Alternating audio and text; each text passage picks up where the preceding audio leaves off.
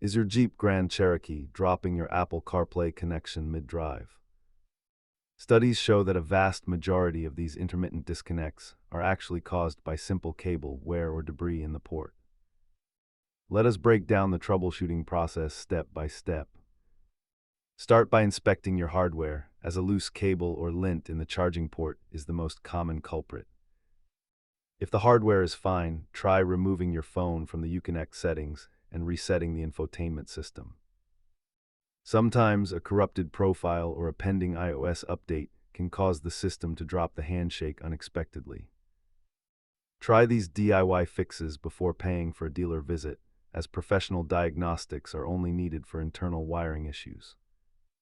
As you can see, the cost difference between a simple cable swap and a dealer trip is significant.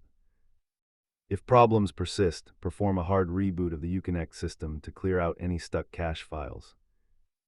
Keep a high-quality MFI certified cable in your glove box to rule out connection issues instantly. Remember, if the disconnection continues after these steps, the USB port itself might need a physical inspection. Thanks for watching, and let me know in the comments if your CarPlay is finally stable again.